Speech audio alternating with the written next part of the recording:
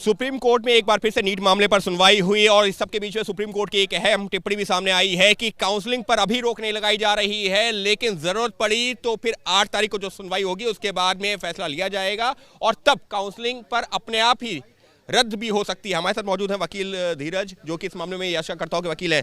Counselling को लेकर के आप लोग लगातार मांग कर रहे थे, लेकिन सुप्रीम कोर्ट ने ये अभी रोक नहीं लगाई है, लेकिन टिप्पणी की है। बिल्कुल टिप्पणी करी है। कोर्ट का ये ओपिनियन था कि अगर 8 तारीख को आप लोग जीतते हैं, ये याचिकाकर्ता सफल होते हैं तो काउंसलिंग होने ना होने का कोई इफेक्ट नहीं पड़ेगा। जो मेरिटोरियस बच्चे हैं उनके ऊपर कोई फर्क नहीं हम आने देंगे और अगर लगता है तो हम सब कुछ रद्द करेंगे। क्योंकि आप लोगों की यही चिंता थी ना कि काउंसलिंग हो जाएगी, उसके बाद एडमिशन प्रोसेस हो जाएगा, तो फिर बच्चों को न्याय कैसे मिलेगा। बिल्कुल, क्योंकि सारा जो खेल हुआ है वो सरकारी मेडिकल कॉलेज की जो 55,000 सीटें हैं उसके लिए हुआ है।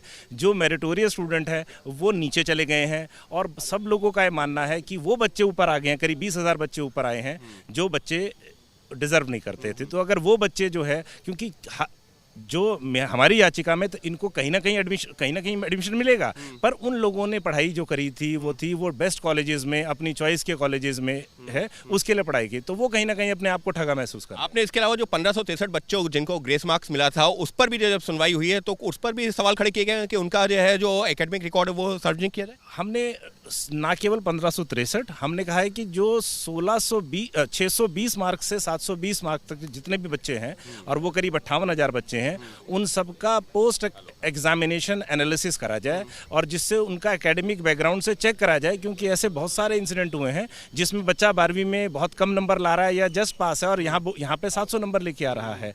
तो हमने ये भी करा है और फॉरेंसिक जांच की भी डिमांड करी है, CBI court monitored CBI inquiry की भी जांच की भी डिमांड करी है।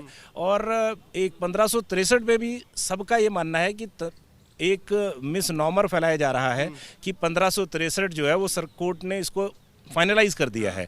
1563 की फिगर एनटीए ने बताई है और एनटीए ने खुद कोर्ट को प्रपोज करा था कि जी हम इसमें एग्जाम कराने जा रहे हैं। और इसमें मैं सबसे एक बड़ा इंपॉर्टेंट आपको आंकड़ा दूंगा कि 1563 में से करीब 793 बच्चे, उनका मार्क जो है वो क्वालिफाइंग मार्क से कम है। अच्छा, उन बच्चों के लिए तो अल्टीमेट उन बच्चों का एग्जाम कराना ना कराने की कोई वैल्यू नहीं बनती। अगर उनके ग्रेस मार्क्स हटा देते हैं तो टेक्निक नहीं, ग्रेस नहीं, उनके नंबर चाहे ग्रेस के साथ आए, वो ग्रेस के साथ भी जो 100 कुछ का आंकड़ा है उस आंकड़े से कम आई है। ठीक है। इसके अलावा आप लोग लगातार ये भी कह रहे हैं कि 790 बच्चे जो हैं 1563 में, ये सरकार एनटीए जो है ये पब्लिक को इस इशू को क्लोज करना चाह रही है। 1563 में से 790 जो है वो क्वालिफाई नहीं कर पाए, जो 164 नंबर भी नहीं लेके आए, 164 में ग्रेस मार्क्स भी हैं। तो इन बच्चों को तो 790 से तो हमारी 58,000 की रैंकिंग में कोई फर्क नहीं पड़ रहा। अगर ये बच्चे 773 बच्चे हैं जिनके 164 से 720 तक नंबर आए हैं। तो एक चीज और है, एनटीए लगातार ये कह रहा है पेपर लीक नहीं, लेकिन आप लोग ये कह रहे हैं कि पेपर लीक हुआ और एनटीए ने खुद कहा है। एनटीए ने खुद माना है और ये हमारी पिटीशन के अंदर जो है हमने अपनी पिटीशन में पेज नंबर 53 पे लगाया है और ये क्वेश्चन आंसर जो है एफएक्यू रिलीज करा था एनटीए ने। आप उनकी वेबसाइट पे एफएक्यू का 31 नंबर पॉइंट है और मैं उसको पढ़ देता हूँ।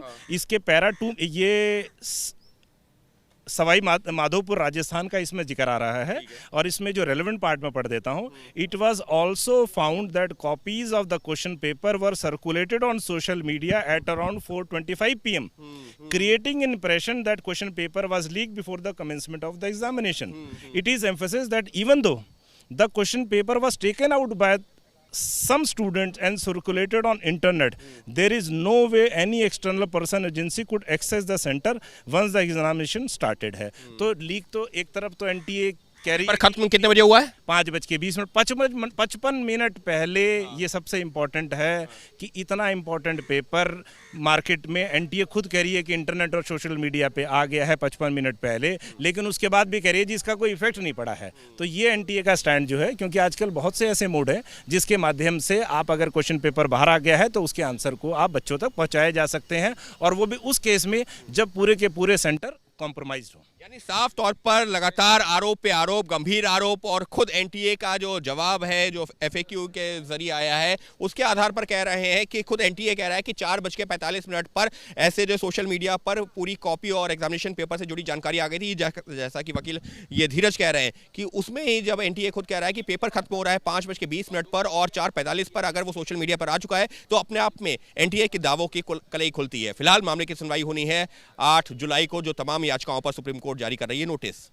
सहयोगी कैमरा पर्सन सुनील कुमार के साथ अंकित गुप्ता, एबीपी न्यूज़, दिल्ली।